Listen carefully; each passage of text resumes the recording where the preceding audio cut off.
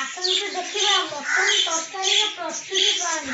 ଏଥିପାଇଁ 1 କେଜି ମଟନରେ ଲୁଣ, ହଳଦୀ ଗୁଣ୍ଡ ଆଉ ସୋରିଷ ତେଲ ଦହିକୁ ମ୍ୟାରିନେଟ୍ କରାହେଇ ରଖାଯାଇଛି 1 ଘଣ୍ଟା ପାଇଁ। 400 ଗ୍ରାମ ପିଆଜ ଓ 200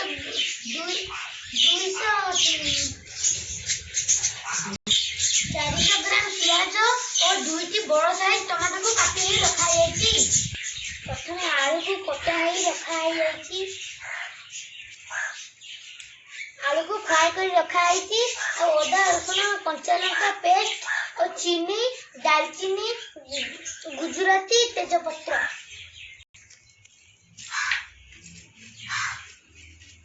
बर्तमान तेल गरम हो चीनी पकेबा द्वारा तरकारी कलर लाल होता है। बर्तमान गोटा मसला को पकेबा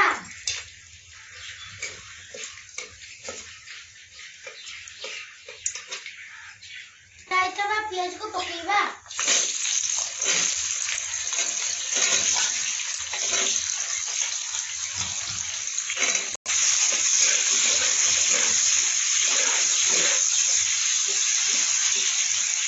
पियाज अदा रसुण और कंचा लंका पेस्ट को पकेबा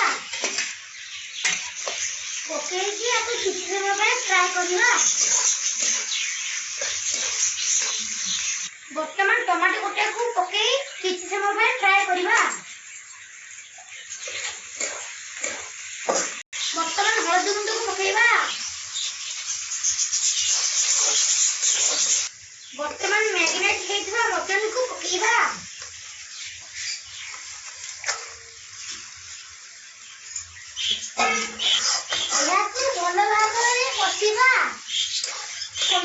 बर्तमान ढांकुनी को घोड़े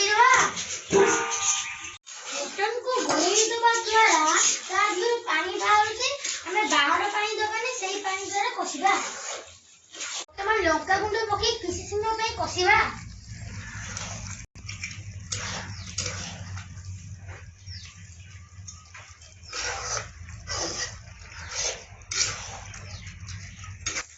बर्तमान आवश्यक अनुसार लुण पकेबा। मैग्नेट लुण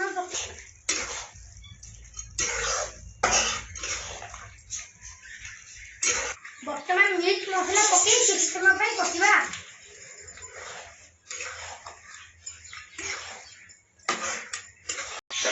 बर्तमान यहाँ को किसी समय घोड़े दवा।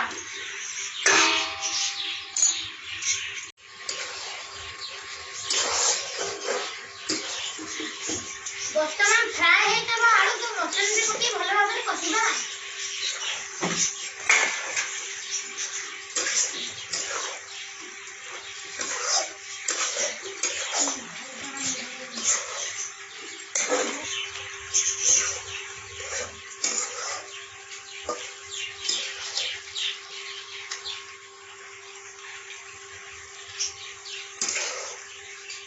मटन और आलू भलो भाबरे कषि गनी एबे पानी दबा।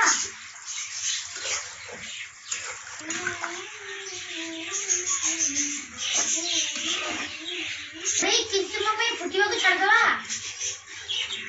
बर्तमान तरकारी हे आसलानी